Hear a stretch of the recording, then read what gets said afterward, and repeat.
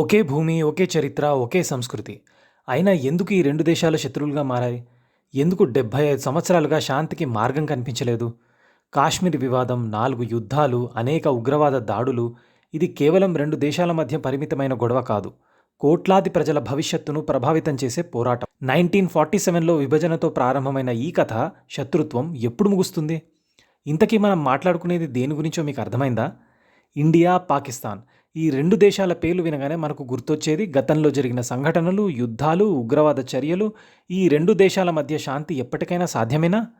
ఈ కథనంలో భారతదేశం మరియు పాకిస్తాన్ మధ్య గతంలో జరిగిన యుద్ధాలు మరియు భవిష్యత్పై ప్రభావాన్ని పూర్తిగా విశ్లేషించబోతున్నాం.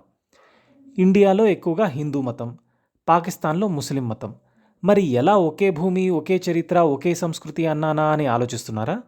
ఇది ఒక సామాన్య చరిత్ర కాదు, ఒక వాస్తవ పోరాటం. 1947కు ముందు బ్రిటిష్ ఇండియా ఒకే భౌగోళిక ప్రాంతం. భారతదేశం, పాకిస్తాన్, బంగ్లాదేశ్ అన్నీ కలిసి ఒకటే దేశంగా ఉండేవి. మౌర్య, గుప్తా, మొఘల్ సామ్రాజ్యాలు, బ్రిటిష్ పాలన వంటి అనేక చారిత్రక సంఘటనలు ఈ 2 దేశాలకు కామన్. విభజనకు ముందు ప్రజలు భాష, ఆహారం, కళలు, సంగీతం, వేషధారణ వంటి అనేక విషయాల్లో దగ్గరగా ఉన్నారు. భారతదేశం, పాకిస్తాన్ కవులు, రచయితలు, గాయకులు వీరి వారసత్వం పాకిస్తాన్ ఏర్పాటైన తర్వాత కూడా కొనసాగింది. 1947 విభజన మతం ఆధారంగా జరిగింది. హిందువులు ఎక్కువగా ఉన్న ప్రాంతాన్ని భారతదేశంగా, ముస్లింలు ఎక్కువగా ఉన్న ప్రాంతాన్ని పాకిస్తాన్గా విభజించారు. కానీ మతం వేరైనా సంస్కృతులు చాలా వరకు కలిసే ఉంటాయి. ఉదాహరణకు పంజాబీలు, అంటే భారత్, పాకిస్తాన్ రెండిట్లో ఉన్నారు వీళ్ళు, భాష, ఆహారం, సంగీతం వంటి అంశాల్లో చాలా పోలికలు కలిగి ఉంటారు. పాకిస్తాన్ ఏర్పాటైనప్పటికీ భారతీయ మరియు పాకిస్తానీ ప్రజల మధ్య అనేక సామాన్యతలు ఉన్నాయి. ఇక ఈ విషయాన్ని పక్కన పెడితే అసలు ఈ 2 దేశాల మధ్య అంత శత్రుత్వం ఎలా మొదలైంది? ఇది ఒక సామాన్య చరిత్ర కాదు, ఒక వాస్తవ పోరాటం. 1947లో బ్రిటిష్ ఇండియా విభజన తర్వాత భారతదేశం మరియు పాకిస్తాన్ అనే 2 కొత్త దేశాలు ఏర్పడ్డాయి. ఇది హిందూ, ముస్లిం ప్రజలకు ప్రత్యేకమైన దేశాలుగా ఏర్పరచాలనే ప్రణాళికలో భాగమే. కానీ విభజన సమయంలో జరిగిన ఘోరమైన అల్లర్లు, కోట్లాది మంది ప్రజల ఇళ్ల నుంచి ఎంపివేత, ఘోరమైన హింస జరిగాయి.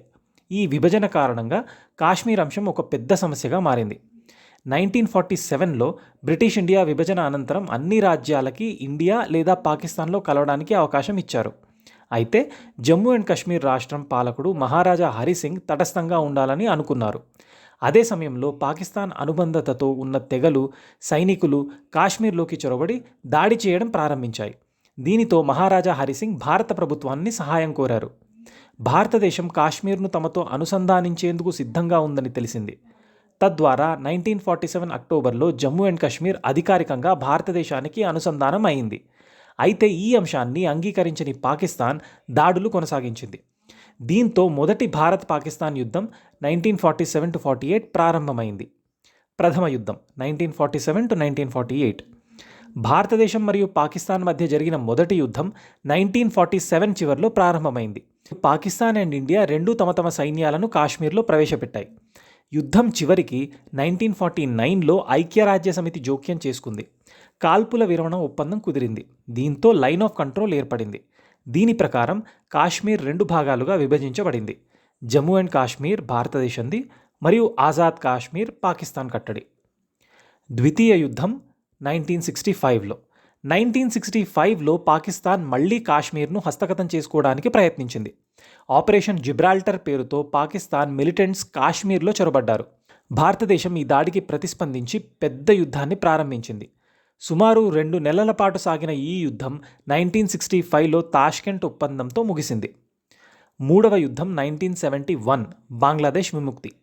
1971లో తూర్పు పాకిస్తాన్, అంటే ఇప్పటి బంగ్లాదేశ్ ప్రజలు పాకిస్తాన్ ప్రభుత్వం నుంచి స్వాతంత్రాన్ని కోరుతూ తిరుగుబాటు ప్రారంభించారు. భారతదేశం బంగ్లాదేశ్ ప్రజలకు మద్దతు ఇచ్చింది. భారతదేశం బంగ్లాదేశ్కు మిలిటరీ సహాయం అందించడంతో పాకిస్తాన్ ఓడిపోయింది. దీంతో 1971 డిసెంబర్ 16న బంగ్లాదేశ్ ఒక స్వతంత్ర దేశంగా ఏర్పడింది. కార్గిల్ యుద్ధం 1999.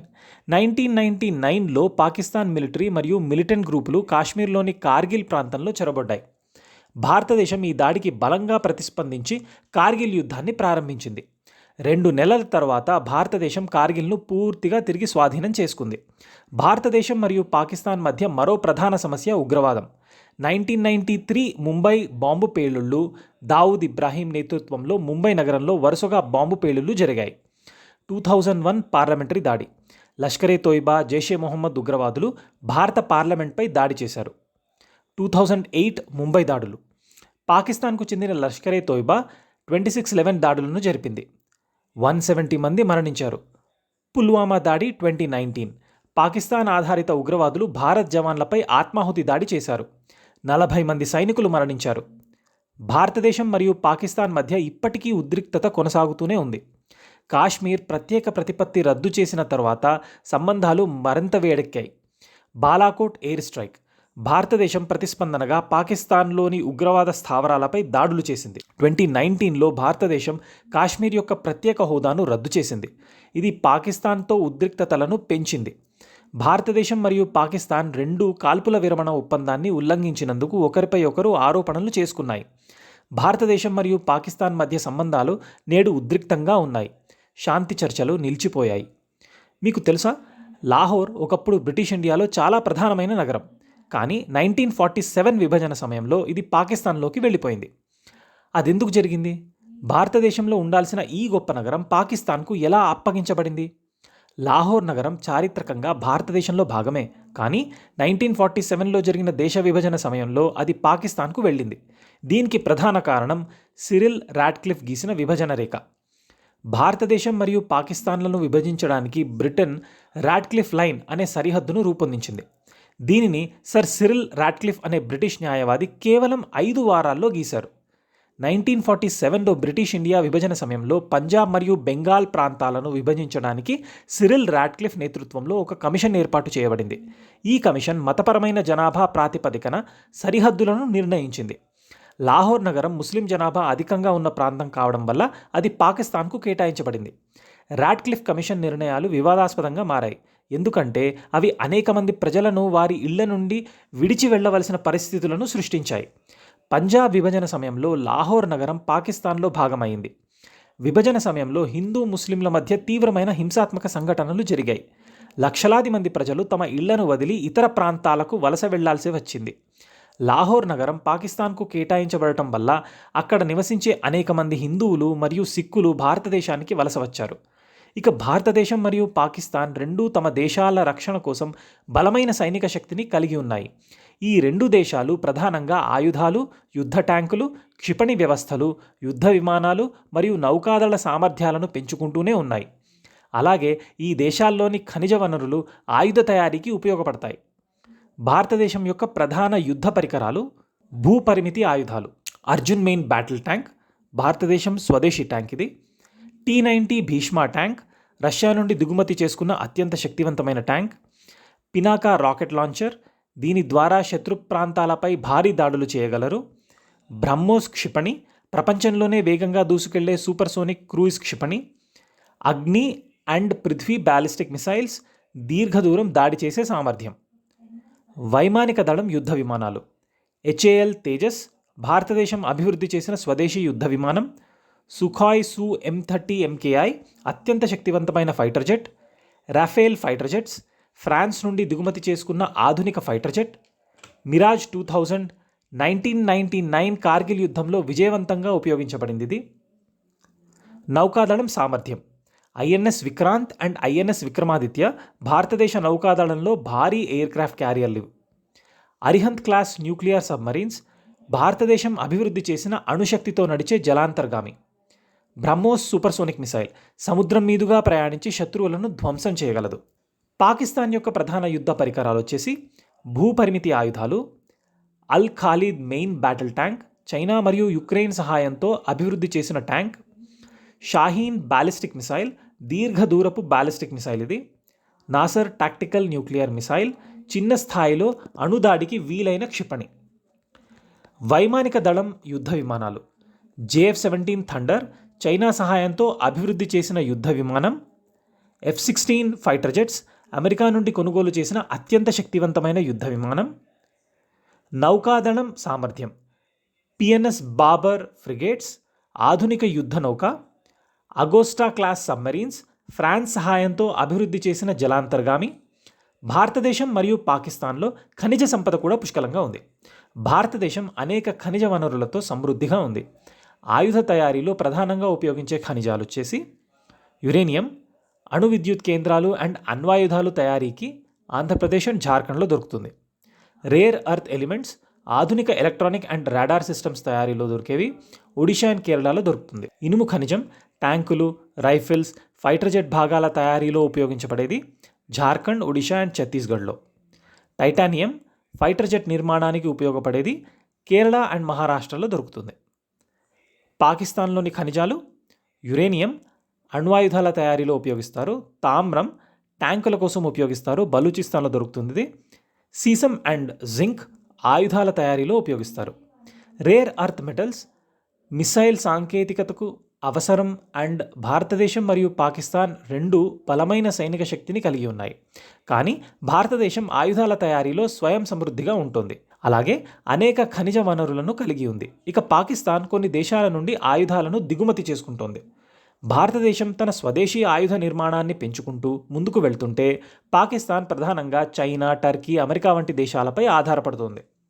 భారతదేశం అభివృద్ధిపై దృష్టి సారిస్తూ ప్రపంచ స్థాయిలో ఆర్థిక, సాంకేతిక, విద్య, ఆరోగ్య రంగాలలో శరవేగంగా ముందుకు సాగుతోంది. అయితే పాకిస్తాన్ మాత్రం కాశ్మీర్ అంశంపై రాజకీయం చేయడంలో మరియు భారత్ను ఎలా ఎదుర్కోవాలనే ప్రయత్నాల్లో ఎక్కువ శక్తిని ఖర్చు చేస్తోంది.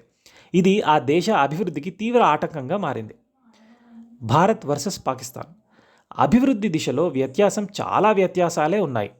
భారతదేశం స్టార్టప్ సంస్కృతిని ప్రోత్సహించడంలో, పరిశ్రమలు అభివృద్ధి చేయడంలో, అంతరిక్ష ప్రయోగాలు, ఆర్థిక వ్యవస్థను బలోపేతం చేయడంలో అనేక విజయాలను సాధించింది.